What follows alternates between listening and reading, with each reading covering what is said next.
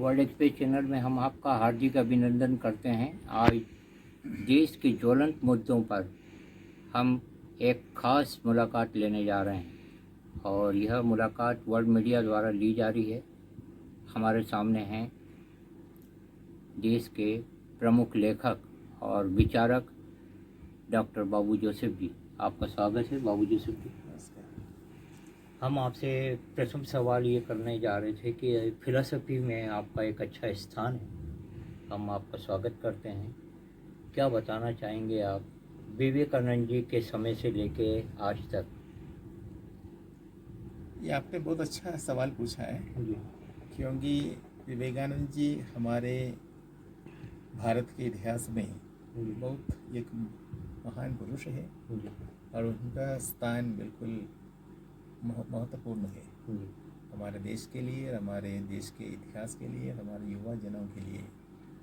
और मैं भी काफ़ी प्रेरणा पाया हूँ विवेकानंद जी से। उसका जो थिंकिंग था, उसका जो जीने का शैली थी और जिस प्रकार इन्होंने भारतीय दर्शन शास्त्र को विदेश में समझाया गया, विशेष रूप से जो वर्ल्ड पार्लियामेंट ऑफ रिलीजन्स जो शिकागो में हुआ था, उधर स्वामी विवेकानंद गया था और भारतीय दर्शन शास्त्र के बारे में उन्होंने यूरोपियंस या अमेरिकन्स को बहुत अच्छी तरह समझाया था। उसके पश्चात विदेशियों की जो अप्रोच था हमारे इंडियन फिलॉसफी के तरफ, उसमें काफ़ी चेंजेस आया था। हमें और अच्छे तरीके से देखने लगे और हमारे बारे में प्रशंसा करने लगे। तब तक मेरे ख्याल से विदेशियों के मन में या यूरोपियंस और अमेरिकन्स के मन में भारतीयों के बारे में इतना अच्छा ओपिनियन नहीं था। लेकिन जब विवेकानंद जी इस पार्लियामेंट में, वर्ल्ड पार्लियामेंट रिलीजन में भाग लिया, उन्होंने जो भाषण दिया भारतीय संस्कृति के बारे में, भारतीय दर्शन शास्त्र के बारे में, उसके बाद हमें जो रिस्पेक्ट मिला है उसमें काफ़ी अंदर आया। तो इसलिए विवेकानंद जी के साथ साथ, जैसे आप जानते हैं कि विवेकानंद जी श्री रामकृष्ण परमहंस के शिष्य थे जी और उस समय से लेकर देखा जाए तो उनके साथ साथ जो ब्रह्म समाज की स्थापना हुई थी, जो राजा राम मोहन रॉय, और उसके बाद रविंद्रनाथ टैगोर और अन्य बुद्धिजीवियों ने मिलकर भारत में एक नया परंपरा शुरू किया था। उसके अंतर्गत हमारे समाज में जो कुरीतियाँ थी उसमें बदलाव लाने का बहुत कोशिश किया। उसका बहुत अच्छा नतीजा भी निकला था। लेकिन वो धीरे चलते चलते उसका जो प्रभाव था उसमें कमी आ गई। आजकल हम क्या कारण मानते हैं आप ये कमी आने का? देखिए, उस जमाने के जो बुद्धिजीवी थे जी ये लोग खुले मन के थे। हाँ और ये लोग चाहते थे कि हमारी जो देश की जनता की जीवन वो बेहतर बनाए। वो कैसे बनाए? हम अन्य देशों में जो हो रहे हैं, वहाँ के रीति रिवाज हैं, उनका जो शैक्षणिक संस्थाएं हैं, शैक्षणिक रीति है, उसे भी हम अपनाए। हम इंसान आज की दुनिया में पूरे दुनिया के सभी देशों से जुड़े हैं। अपने व्यापार द्वारा, अपने शिक्षा द्वारा, अपनी संस्कृति द्वारा, कई रूप में हम एक दूसरे से निर्भर हैं, है ना। इसलिए हम ये नहीं सोच के बैठना चाहिए हम जो कर रहे हैं बिल्कुल सही है हमेशा। शायद हमें दूसरे की ओर की तरफ देखना होगा और उनसे कुछ सीखना भी हो। अगर ये लोग अच्छा कर रहे क्यों नहीं हम भी उसको अपनाए। तो उस समय के जो लोग थे, जैसे विवेकानंद जी थे, टैगोर थे, या आपके जो बाकी अन्य बुद्धिजीवी थे, ये खुले मन के थे। अन्य देशों की, अन्य संस्कृति, अन्य धर्मों के अच्छी बातों को इन्होंने अपनाया। वो परंपरा में थोड़ी कमी आ गई। ठीक है, हम लोग स्वतंत्र हो गए, हम आत्मनिर्भर हो रहे हैं, हमारी अपेक्षा है हम आत्मनिर्भर बन जाए। लेकिन इनके साथ साथ हमें ये भावना बिल्कुल रखना नहीं चाहिए कि अन्य धर्म और अन्य संस्कृति के लोग, अन्य भाषाएं के लोग गलत हैं, हमसे कमज़ोर है, हमसे नीचे है। ये विचारधारा मेरे ख्याल से आज के दौर में थोड़ा ज़्यादा हमारे लोगों में फैल गया है। इसी वजह से जो पुराने लोगों ने जो परंपरा शुरू किया था सामाजिक उद्धारण के लिए, उसी में थोड़ी कमी आ गई मेरे मुताबिक। ओशो को पढ़ा आपने, रजनीश को? जी जी बिल्कुल पढ़ा है। क्या कहना चाहेंगे उनके बारे में? उनके समय से ही बदलाव आया भारतीय दर्शन में, वो विकृत चीज की ओर ले गए जी और भोगवाद की ओर ले गए जी पूरे विश्व को। जी। क्या कहना चाहेंगे आप? देखिए, मैंने ओशो के बारे में काफ़ी अध्ययन किया। हाँ जी। मैंने उसका डिस्कोर्सेस भी एक बार सुना था, हाँ। उसके आश्रम जाके। जी। मेरे को जाने की इच्छा थी हाँ। कि ओशो आखिर क्या बोल रहे हैं, हाँ। आखिर उनका क्या संदेश है समाज के लिए। जी। अगर कुछ अच्छे संदेश है तो हम ले लेंगे, हाँ, बोलिए। है ना। अगर वो कुछ बुरा संदेश दे रहे हैं हम उसको चुनौती देंगे, हाँ। है ना। हम भी देश के नागरिक हैं, हम भी पढ़े लिखे हैं, हाँ। है ना, प्रबुद्ध लोग हैं हम लोग भी। जी। तो इसी विचारधारा को लेके मैं भी एक बार उसके आश्रम गया था और उसकी भाषण सुना। हाँ। उसने कुछ अच्छी चीज़ें बोला, जैसे जो समाज में जो बदलाव लाना है। जैसे हमारे देश के अंदर जो जातिवाद है, हाँ। कास्टिज्म, उसके बारे में उसने कहा। उसने कहा ये जातिवाद से किसको क्या लाभ मिलता है। हम इंसान हैं, हम एक दूसरे को ऊंचा नीचे समझते हैं, हम एक दूसरे को भेदभाव से व्यवहार करते हैं। उसमें इंसान को या समाज को क्या लाभ मिलता है। मुझे वो अच्छा लगा, जी। क्योंकि इंसान सब प्रभु की बनाया हुआ है, प्रभु के सामने हम बराबर हैं। लेकिन हम इंसान अपने बीच में ये भेदभाव बनाया है, ऊंच नीच की जो सोच बनाया है, ये मेरे ख्याल से ओशो ने इसके खिलाफ आवाज़ उठाई। भारत के किस फिलोसोफर से आप ज़्यादा प्रभावित रहे? जिसे देखा जाएगा तो भारत में तो बहुत सारे फिलोसफर्स थे। जैसे आपके शंकराचार्य, हाँ जी, जो अद्वैत वेदांत के संस्थापक थे, जी। एक तरफ से बोला जाए। और उसके जो फिलॉसफी है अद्वैत वेदांत, वो मेरे ख्याल से इंडिया में काफ़ी प्रभावशाली है आज भी। दूसरे फिलॉसफीज में इंडिया में है, जैसे माधवाचार्य है, बाकी बहुत सारे आचार्य आ गए हैं, उनकी अपनी भी फिलॉसफी है। और आपके इंडिया में ये भी है जो बिल्कुल कोई देव देवता में विश्वास नहीं करते, चरवाहा का सिस्टम। वो कोई देव देवता में विश्वास ही नहीं करते हैं, केवल अपनी इस दुनिया में जीना है और इस दुनिया में जितना भी सुख मिलता है उसको पूरी तरफ एंजॉय करो, उसके बाद क्या जाने भगवान जाने। हाँ। ऐसे भी लोग हमारे देश के अंदर जो कोई भगवान विश्वास नहीं करते हैं। तो हमारे देश में आप देखा जाएगा तो बहुत वैरायटी ऑफ फिलोसफीज थे अपने देश के अंदर। और अच्छी बात है, क्योंकि जितने लोग हैं उतने लोग अपने अपनी विचारधारा को रखते हैं, है ना।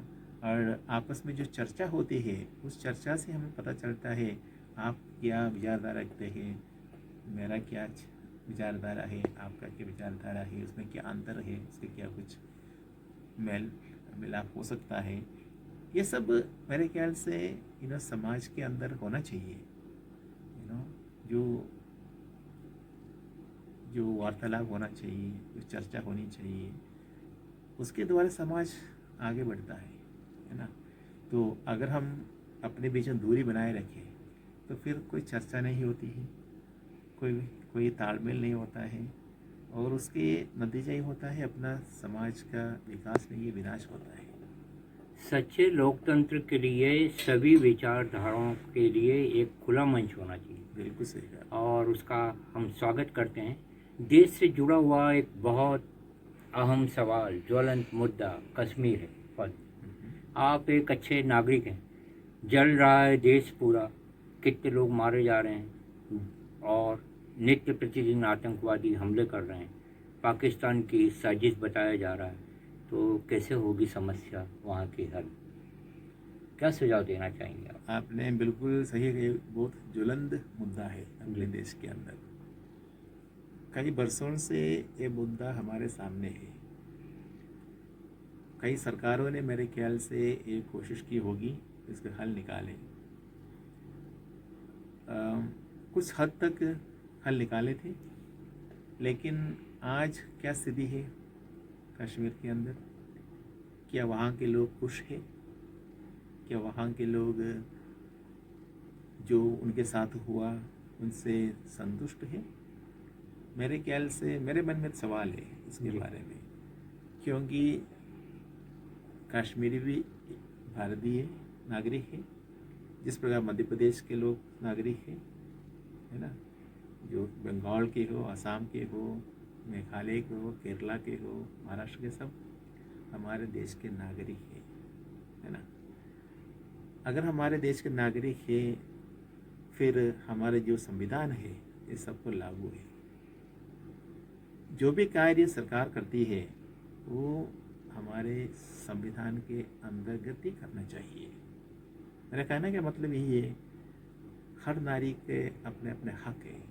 संविधान जो हक दिया है वो हक हर नागरिक के पास है, और जो भी कदम सरकार उठाती है वो नागरिक के जीवन पर हावी होते हैं।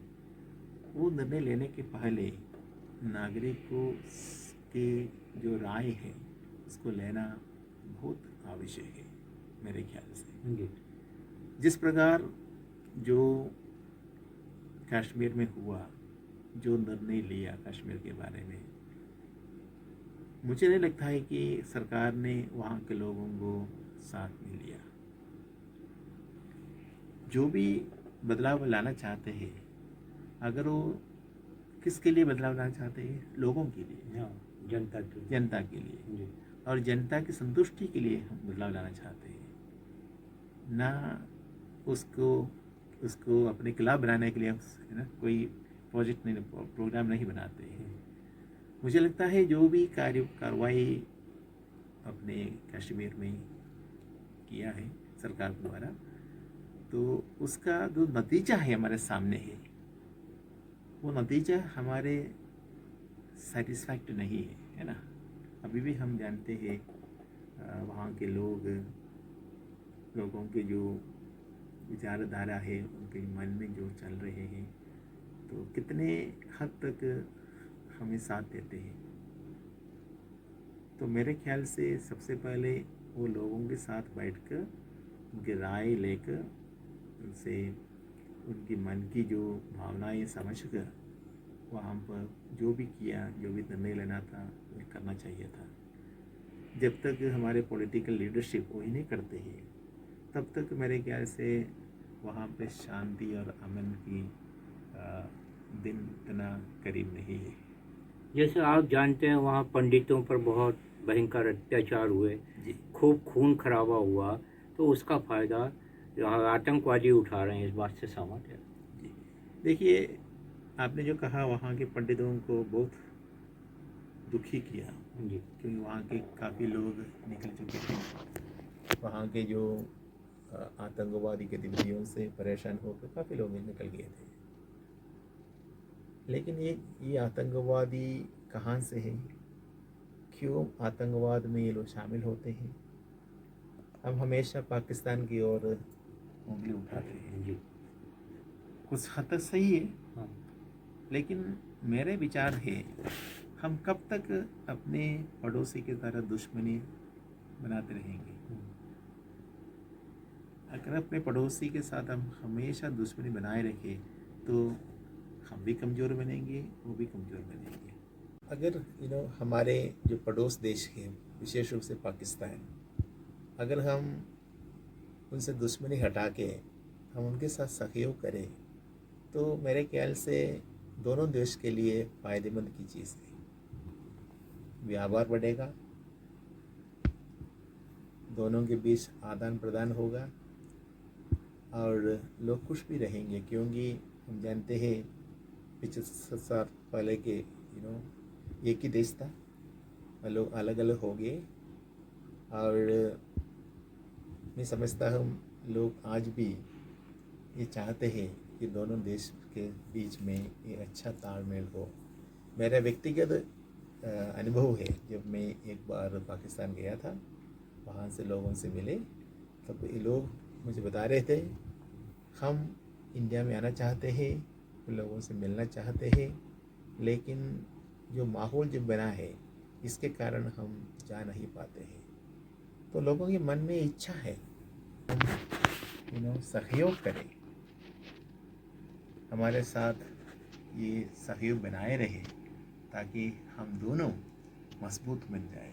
हम दोनों देश अगर आपस में लड़ाई करते रहते हैं, दुश्मनी बढ़ाते रहते हैं, तो दोनों देश कमज़ोर होते जाएंगे। तो कोई भी नहीं चाहते हैं हम कमज़ोर हो, हम चाहते हैं हम मजबूत हो, दोनों देश। कहा गया है कि एक जिस्म दो जान हैं, ये देख के सब हैरान हैं।